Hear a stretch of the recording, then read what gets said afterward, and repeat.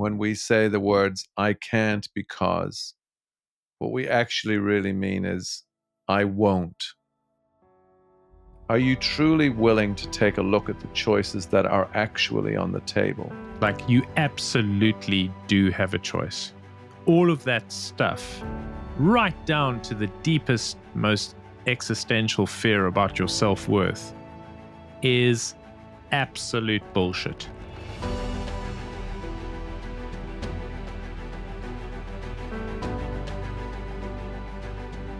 Hello, everybody. Welcome back to Live Into Your Brilliance, the place where myself and Bilos go deep to find the experiments and the insights that wake us up to the brilliance that we already are, and to allow us to live lives that we love right now. And this feels like it's going to be kind of a continuation of our last conversation. So I'm excited, mate, to see where we go. I can see that you've got that little glint in your eye, that you've got the cogs are turning and the insights are bubbling up. So do you want to speak us into our exploration today? Yeah, sure. So I think last time we sort of finished off talking about the fact that, well, you made a really great statement. You said, often people feel, when they feel trapped, they feel like they don't have a choice, rather than, feeling that they have some kind of agency. And sort of that kind of led us into a conversation about, okay, well, what are these narratives that we typically run, and why do we spend so much time trying to avoid the world we don't want to live in, create the world we want to live in, but actually ignore the world we're actually experiencing, and then making choices from there? And I think that, and then we spoke about the concept of fear, sort of creeping in, and the power of the ego, and how we do a really good job of convincing ourselves that we don't actually have a choice, and so we're kind of stuck. We're in this prison. And so that was the kind of premise, I think, where for this conversation, is to kind of dive in a little deeper there and say, well, what's actually going on? Because I think it will resonate with a lot of our listeners. Yeah, I know for sure.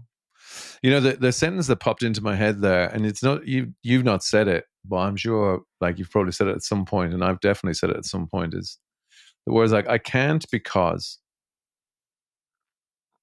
It's like a sentence starter in your mind that's that almost tells me that I'm off track. But I think we say it to ourselves an awful lot, like, oh, I can't because, or I couldn't do that because X. And without trying to be too punchy about it, like, that's not true. It's rarely true. Like if someone said, can you walk on water? I'd go, no, I can't walk on water. It's just factually true. Like, I can't walk on water. And we've had previous episodes which have explored my experiences with water. So most people know that I can't even float on water. But a lot of the time when we say the words, I can't because, what we actually really mean is, I won't.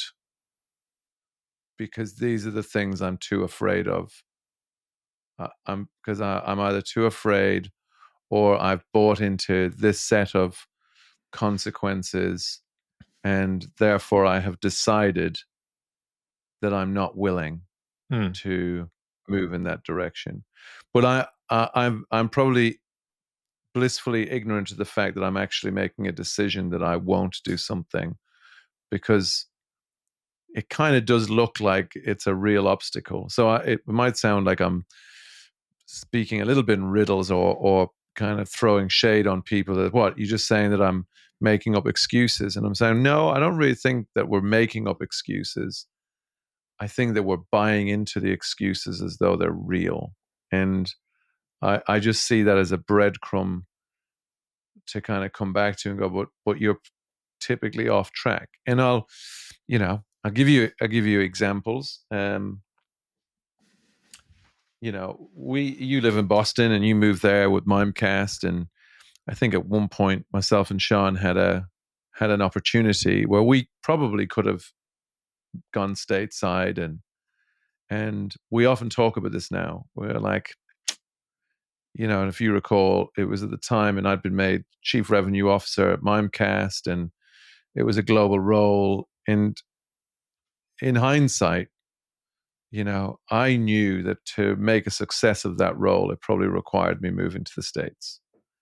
But we told ourselves that we couldn't do that because Sean's parents lived nearby, and because the boys were a certain, they were in school, and we've both looked back and said that was absolutely not true.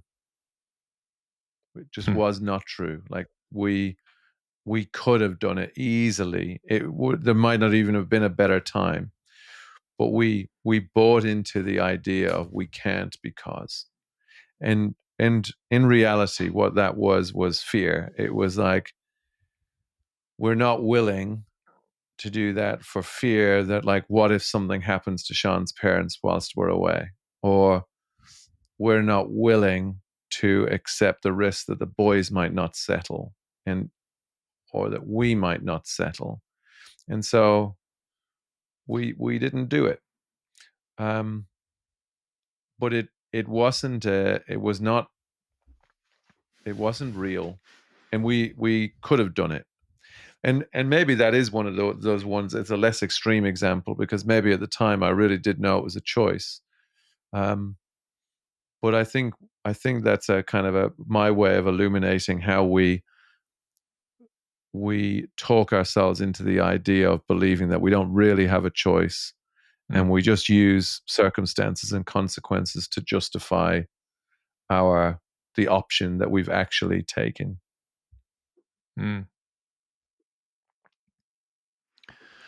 Yeah, I mean, thanks for sharing that. I hadn't actually heard that story before.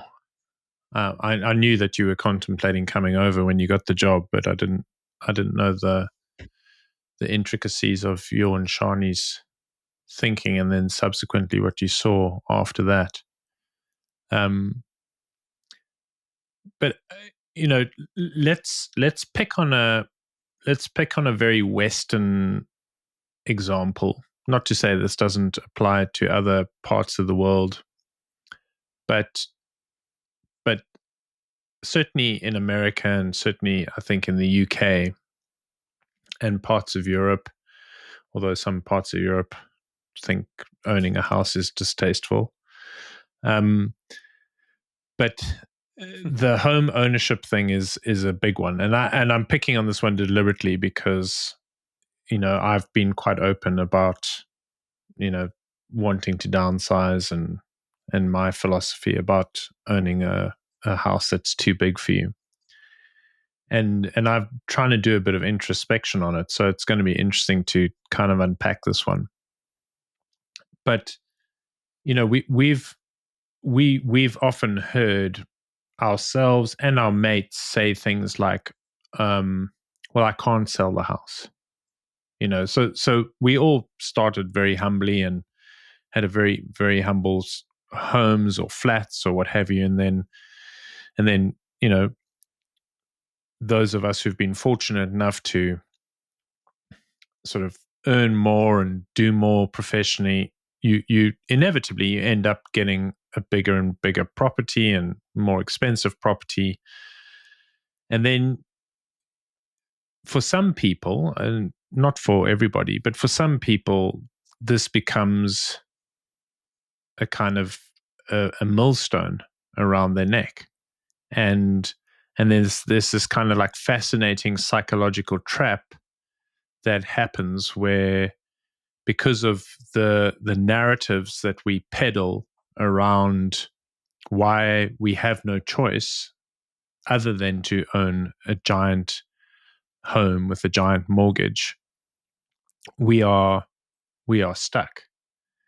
And like I remember when we bought our home that we currently live in, I woke up one morning, we were living in a 1,000 square foot little ranch, and we had friends from Ireland and friends from Australia, and there were babies, and my two girls were bunked up in one room, and the friends were in another, and others were sleeping on the floor in the basement. And we had one bathroom, and I needed a pee when I woke up, and it was freezing cold, middle of winter in Boston, and I couldn't go to the bathroom because there was like a queue. And like my narrative was, fuck this, we need a bigger house. And the girls, they're becoming young women, they're going to want their own bathroom. Like, we just have to get a bigger house. Like, that's what you do.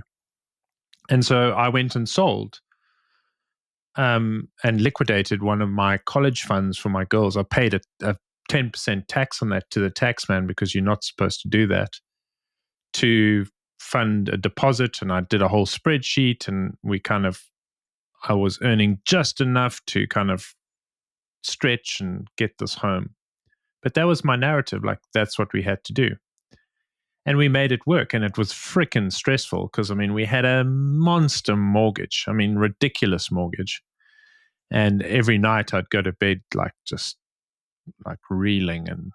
And then I'd, the end of the month, I'd fill in my spreadsheet and see, oh, okay, we're kind of like on plan. We're not gonna run out of cash. And this is long before Mimecast did anything. So, cash was tight. And so but the thing is, I think we do such an crazy job of convincing ourselves like, okay, well, I've worked really hard, I'm earning more money. I kind of, this is what you do. The kids need more space. My job sort of demands that when I entertain my colleagues and my peers, like they can't show up to like a shitty little 1,000 square foot poo brown ranch. They have to, like, they expect me to have a decent home and blah blah blah. And then you get beyond that, and your kids grow up like ours have, and they go off into the world, and they're forging their own way. And then you're like, oh well, I can't downsize because the kids love coming home to this space, and then there, and this isn't what's happening to me. I'm pleased to say, but I know that I'm sure some people would feel like, oh well, I've failed. Like, if I have to downsize, I've kind of failed. I'm going backwards.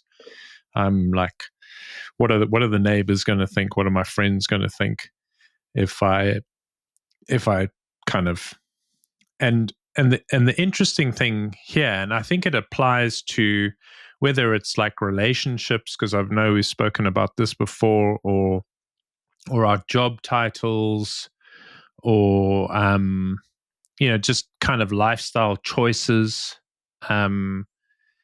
We start to identify with those things. So that, like, the big house, that is who I am. I'm a killer.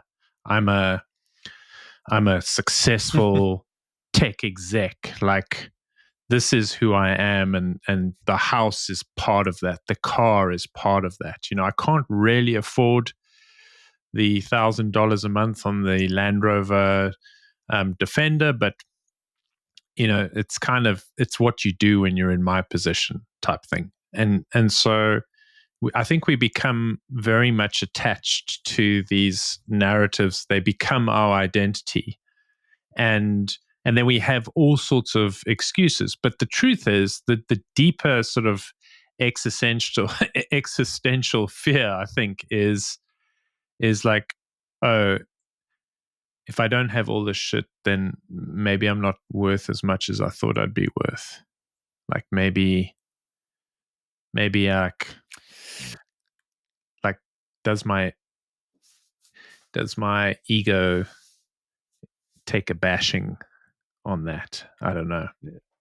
And like, does my self-assurance go out the way? Where the truth is, like, when you take a step back and you look at it, and you're like, a house is shelter, great. When you travel as much as we have been traveling, and you you're using Airbnbs and things, you come to really appreciate how little you actually need and how wonderful it is just to have a bit of shelter, have a lovely pillow to put your head on at night, have a nice night's sleep, kitchen to rustle up a meal and move on. Or if you're Christy Helverson, you're doing it from an airstream that you're dragging around North America. And and it and so to your point, like, getting punchy about it, like, you absolutely do have a choice. All of that stuff, Yeah. right down to the deepest, most existential fear about your self-worth, is absolute bullshit. But it is so real, and it paralyzes so many people, I think, with fear, that they do feel stuck, and they can't even contemplate what change might look like, you know? Yeah, there's a lot in there actually. I think you've covered a bunch of areas that's worth us exploring. First of all, on the idea of stuff, like the house and all the stuff. Mhm. Um, I think number one, we do get attached. We do fall into the attachment trap when it comes to stuff. Like, we get attached to the idea of the house, the car, the life that we think we've worked really hard to build, and we can get attached to stuff. Um, but what struck me in that, though, is it's also interesting to go. There's no problem with stuff. There's no problem with the house. Like, having a house is not a problem. Having a flash car is not a problem. Whatever it might be, whatever the stuff looks like, it's the attachment to the stuff that causes things to get screwy. Where that's when, because when we're attached to it, we think it means something. And the reason I wanted to bring that up is because I don't know who said this, but I remember seeing it once, and they said there's nothing like if you make two lists, and you have your need list and your want list, and the exercise was, you want your things you need list to be as small as possible, and then you can have your things you might want list to be as long as you want it to be, because you don't need any of them. They're just like, you might want it, but it doesn't really matter. You could want it one day and not want it the next.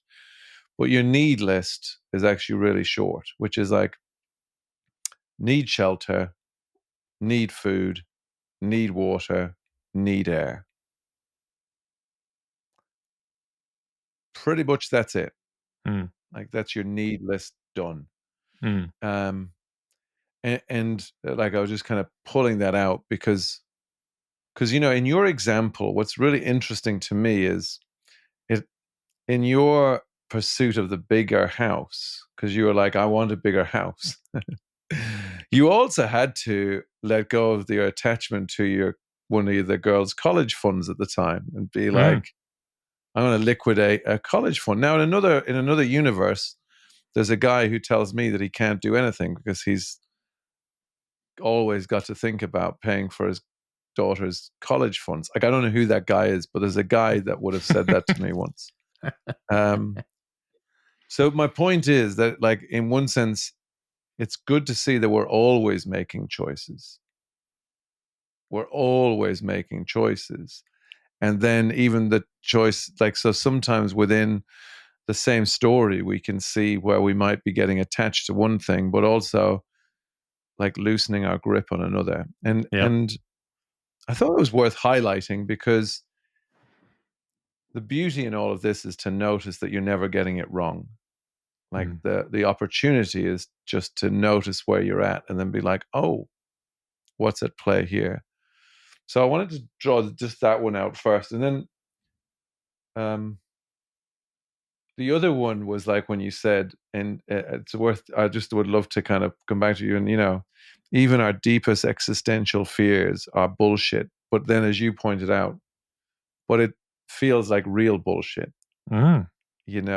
And it's I come back hard. to this question of, yeah, like to me, it's a question of willingness. Like when we go, like, do you have a choice? It's maybe even the question before that is the question of, are you truly willing to take a look at the choices that are actually on the table first? Like, are you even willing to take a look? Because sometimes that opens up, like, sometimes we get so quickly to the idea of what we don't have, or the way that we think the way we think things are, that we don't take a step back and go, are we willing to just take a look at that and see if it's really true? Mm. And there's a great book called Uncertainty by Jonathan Fields. And he was a lawyer, but he had decided he was going to get out of law, and he was going to open a yoga studio in New York City. And unfortunately for him, but like obviously much more unfortunate for thousands of other poor souls, he had planned to open his yoga studio in the second week of September 2001. And so, on the face of it, he was just like, that's it. Like, I can't open a yoga studio. But in the end, he ended up opening his yoga studio, and it his life went in an entirely different direction. But the premise of his book, and the premise that allowed him to do it, was he actually asked himself the question, if I, like, before I decide, like, let me just look at what even would the truly worst case scenario be if I was to continue down this path.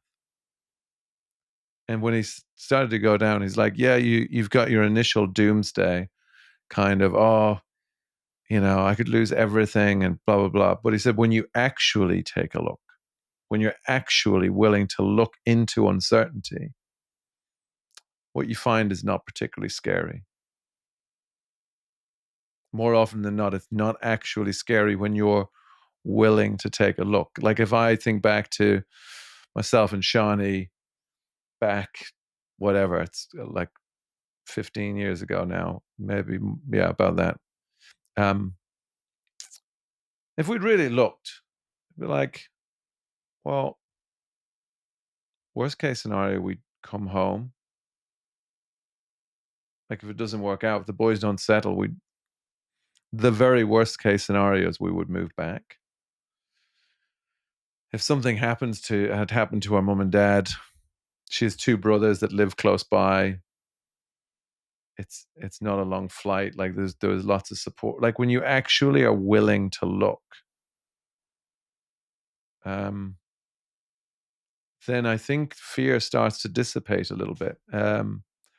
Or at least you get more settled and grounded where you're at, and you have the opportunity to choose from a place of awareness versus a place of fear.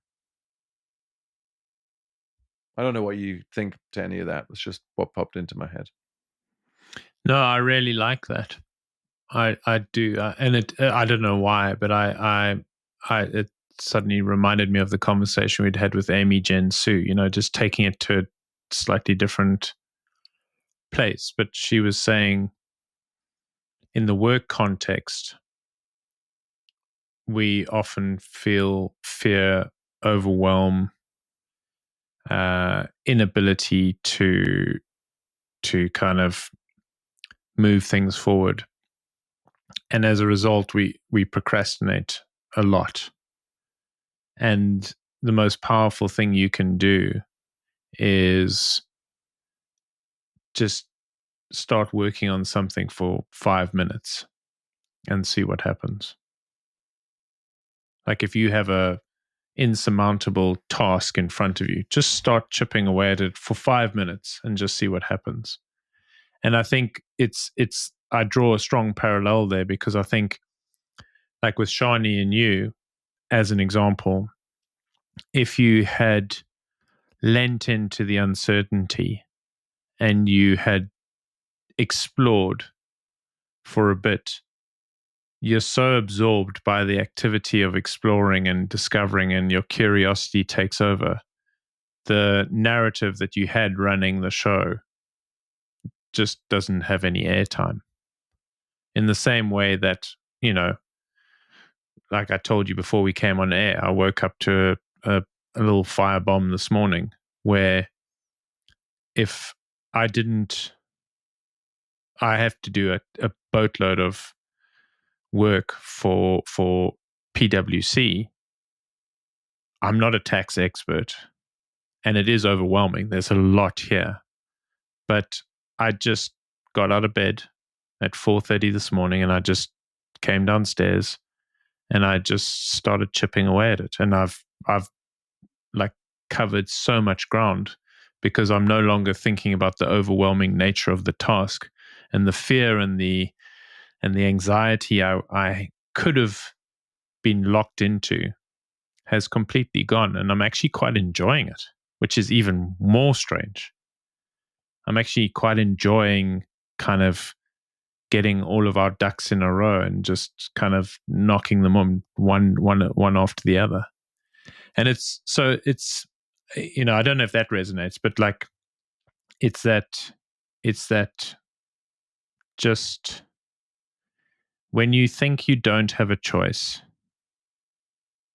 see that, hear that, and get curious anyway. So, mate, I love the simplicity of what you pointed to there. The ability to just, rather than overthink it, like just kind of step into it and see what's possible. And yet, what's in the back of my mind is that the listener or people that I know, or even myself at different times, would go, yeah, guys, like that's fine, but I think you're being, I don't know, I'm wondering what is it they would say. I think there's they'll probably counter it with either arguments of, well, yeah, it's not that simple for me. It's not that simple for me because of X or Y. And I think you guys are just being unrealistic and idealists. Uh, yeah, I Yeah, think and that's the counter argument that I hear. no, I think that's fair. And yeah, and I mean, I hear myself making the counter argument sometimes. You Mm, know, so in, so so let's take the example of the house again. If you firmly believe that you can't sell your home mm, and realize the equity that's locked up in your home, pay off the majority of the debts that keep you awake at night, and either invest the money in something else, or something less onerous, or the stock market, or whatever you think is right. But I'm specifically talking about being in a situation where you're house poor, i.e., you own a property. On paper it's worth a lot, but yeah. all of your kind of monthly costs are tied up in just servicing mortgages and insurance and paying utilities on this property. Um, then I think the counter argument is, well, it's not practical to go and live in a place where my kids' friends don't live, and it's not practical for me to move away from my friends, and it's not practical for me to extend my commute because I might downsize to a place in a cheaper town further away from the city that I work in, or it's not practical for me to uh, try and cram everything I've accumulated into a much smaller box. And so, there are a lot of arguments. And if I think about the arguments that have been thrown up by my girls when we've suggested that, hey, at some point we might want to offload our primary home, the argument has been, oh, well, our friends all live in town still. And so, that would be really unfair on us. And then as it's transpired, all of Gracie's friends have moved out of town, and all of Maddie's friends are in the process of moving out of town. And so the girls have both at different times come to us and said, oh, okay, well, that argument no longer applies. But then you're still like, Yeah. you're like, oh, well, the other objection might be, well, if you sell your house and you move to a town where, you want to be closer to the sea, or you want to be on a river, or you want to be whatever, well, then you're just paying more. So you might as well just stay where you are. And I don't know. I hope those resonate with the listener, because I think those are legit arguments, because that's what you're perceiving. That's the reality that you're living. I'm not knocking them. But what I'm saying is, and I've had to do a lot of soul searching on this myself, is when you do step back and you go, what do I actually need, kind of to your two lists story. I just need a place where I feel very comfortable. I have shelter. I have a warm bed. I'm with the people that I love. They are safe.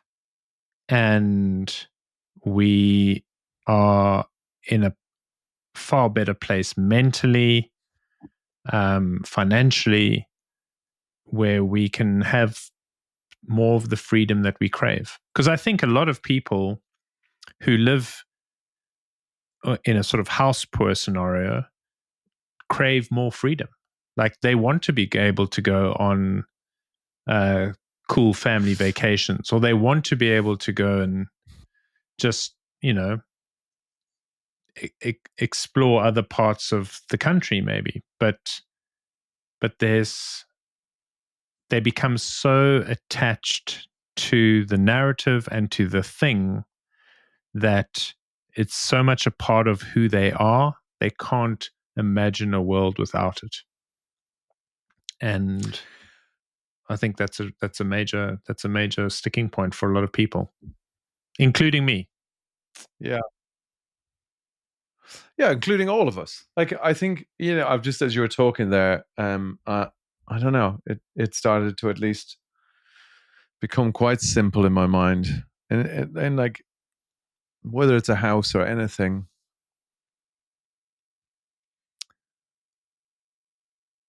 you can do anything you want to do, really. Like, for the most part, like, we have a huge amount of agency. A huge amount of agency. And we also have a huge amount of creative capacity to dress that up and to kind of put loads of stories around every choice we have to make. But if you anchor yourself back in the present moment for anything, it becomes as simple as like, well, you either want to do something or you don't want to do something, or you're called to do it or you're not called to do it. And it doesn't fucking matter whether you do it or not. Like, no one gives a shit anyway, so it doesn't really matter. But in one sense, talking about it doesn't make it any different. It's just like, you can either you can do whatever you want to do. There's nothing to be added onto it. Like, you'll find out where it leads. Um and and and the reason why the needs conversation is so easy is because, like, most of us have what we need. To your point, like, we just have what we need. And I come back to those four basics: shelter, food, water, air. Not obviously in that order. And so everything else is just like up for grabs. And there's no rules. But there is something, and this is me being punchy with myself, and I have said this to myself. Sometimes I just have to stop talking about things like I want to do them, when I'm clearly just not doing them. Funny because we talked about the water. I used to talk for a long time. Oh, I really want to be able to swim, and I never say that now because it's clearly not bloody true. It's just not true. Because if I really wanted to be able to swim, I'd be able to swim by now. So actually, just the reality is right now, I can't really swim, and I don't want to learn how to swim right now. And I know that to be true because I'm not learning to swim right now. And if someone said to me, God, I'd love more freedom, and they're like, oh, well, what does that look like? Well, I'd love to travel around the world or travel around and be like, well, go and do it. And then they'd be like, no, well, and I'd probably have to downsize my house. But like, well, then downsize your house.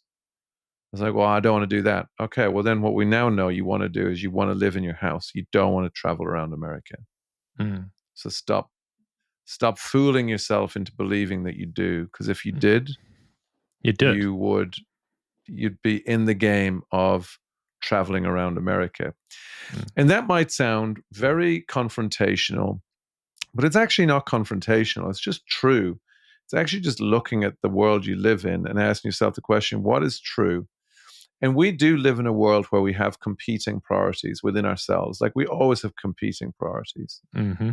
And you can't have everything you want all the time, but you can have anything you want some of the time for the most part. So it's like, but just being clear and then accepting your choice, like sometimes going, oh, that's actually the choice I'm making. When someone goes, well, I don't have any choice. It's like, no, you've just made a choice. Just haven't accepted the fact that you're the one that's made it. That's the only thing you're not accepting, because as soon as you say, well, I don't have a choice, it's like you've already made your choice, my friend. So you've just got to live into that and be at peace with it. But I think you made a really good point earlier is, the suffering or the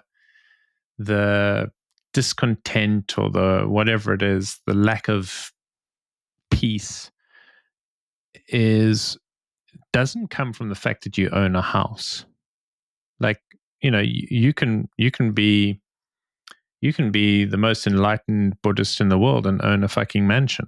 It's how lightly you hold that. We talk about the butterfly, holding it like a butterfly. It's like, how lightly do you hold your house? And the more lightly you hold your house, the less suffering it's going to cause.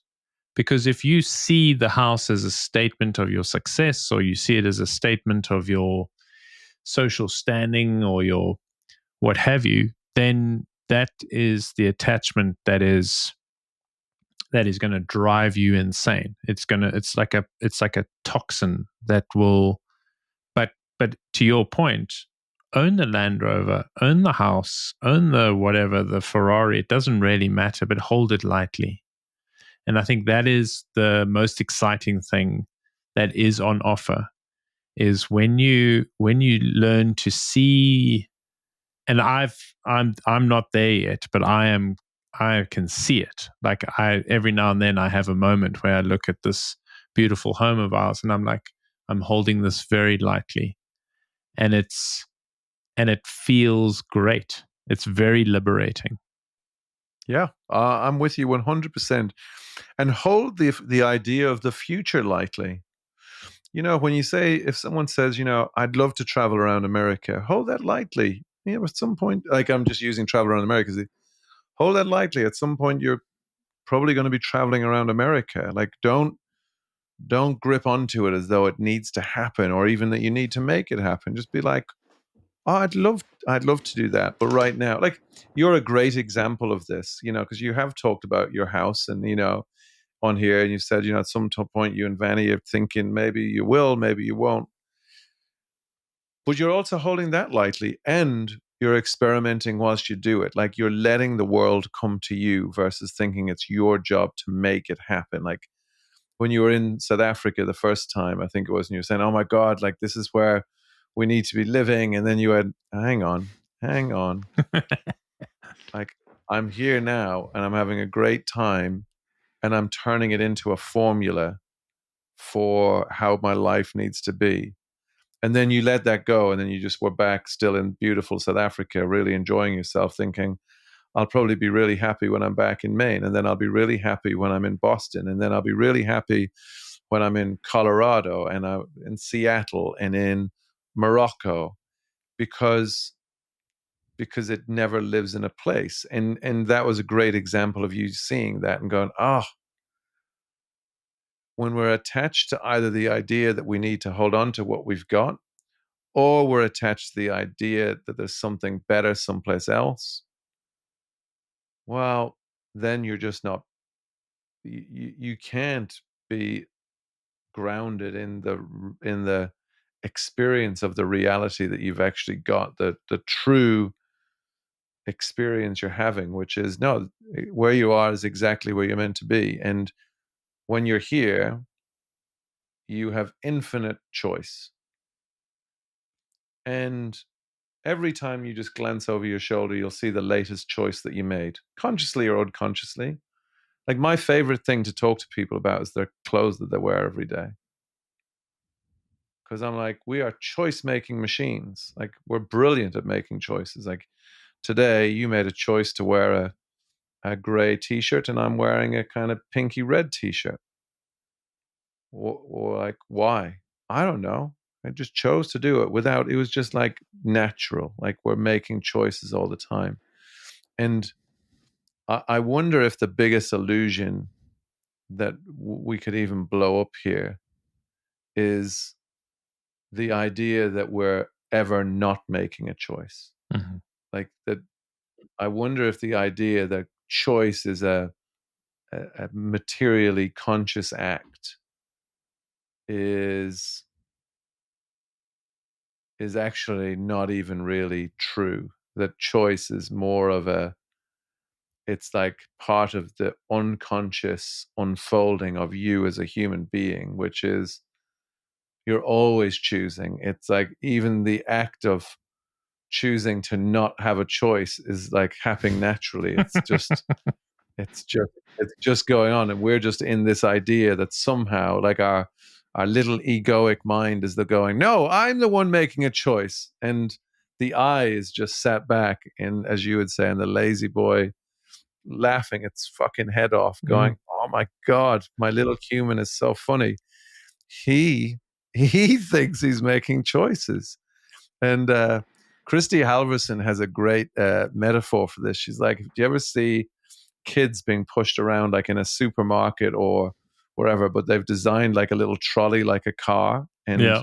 Yeah. the kid is like turning the wheel, and they're like super excited thinking they're totally in control, but their mom or dad is just like, yeah, whatever, kid. Like, they're just taking them wherever they need to go. Well, that's us. Like, we're the humans in the little car with our wheel, desperately turning it, or sometimes going, do I turn it right or left? And Mother Universe is pushing the trolley, going, my God, you are such a little sweetheart. So yeah, I think that's, I love it. All yeah. right, mate. Well, what's our bumper sticker for life off the back of this little insight? This has been a fun, shortish and fun exploration. But what's our bumper sticker here? It's a long one, but it'd be something like, you may have your hands on the wheel, but the sooner you remember that you're not the one that's actually driving, the more you will enjoy the journey. Yeah, I think mine would be something like the moment you hold all of your attachments lightly, you'll realize you have all the choice in the world. Mate, that feels like the perfect place for us to end. I love that. Like, letting go of the attachments will allow us to realize we've all the choice in the world. And that just feels like a cool place to live. And knowing that those choices are all here right now. And you can't get it wrong, as we've always said. Mm. So, and I love what you said before, maybe for the listener, if there's an experiment to run this week, when you find yourself in that moment and kind of either not thinking you got a choice, or knowing what you'd like to do, but then that or feeling a bit overwhelmed by it all. I love what Bilos said before. Just step into it for 5 minutes. Like, don't think about it. Actually step into it and just see what happens. You might be surprised that the noise dissolves and you're just full steam ahead and wondering what it is that even stopped you in your tracks. Mate, this has been cool. I know you've got a dash, so as always, mate, it's great to hang out, have these explorations. I hope our listeners enjoyed it. And until we're with you next week, we've got a couple of cool guests coming down the track next week. But until then, go forth, make all the choices you want, have fun, and live into your brilliance.